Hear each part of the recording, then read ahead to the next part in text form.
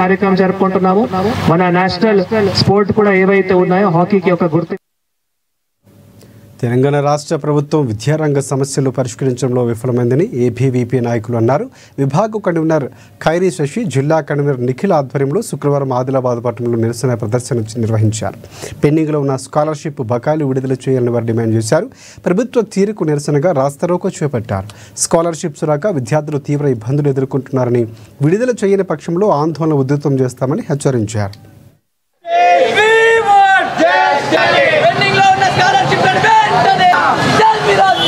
ఈరోజు ఆదిలాబాద్ ఏబీవీపీ శాఖ ఆధ్వర్యంలో పెండింగ్లో ఉన్నటువంటి స్కాలర్షిప్లను విడుదల చేయాలనేసి రాస్తారోకో చేయడం జరిగింది.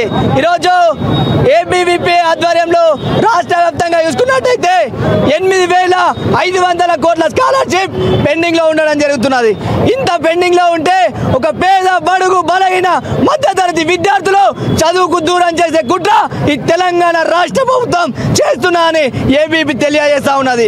8,500 కోట్ల స్కాలర్షిప్ పెండింగ్లో ఉంటే ఏ పేద విద్యార్థి చదువుకుంటాడనేసి ఏబీవీపీ అడుగుతా ఉన్నది. ఎందుకంటే ఈరోజు సర్టిఫికేట్లు ఇవ్వక, కాలేజ్ డిగ్రీ అయిపోయిన తర్వాత సర్టిఫికేట్లు ఇవ్వక పై చదువులకు పోవాలంటే ఫీజులు కట్టలేనటువంటి పరిస్థితిలో బట్టల షాపులలో జీతం ఉన్నటువంటి పరిస్థితి ఈ విద్యార్థులకు తెలియజేస్తా ఉన్నది. కాబట్టి ఈ పేద విద్యార్థులను చదువుకోవడానికి కుట్ర ఈ తెలంగాణ ప్రభుత్వం చేస్తుంది.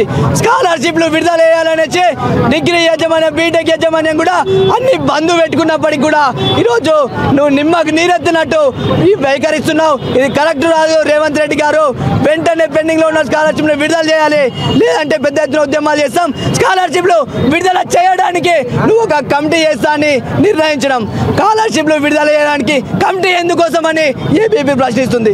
ఈరోజు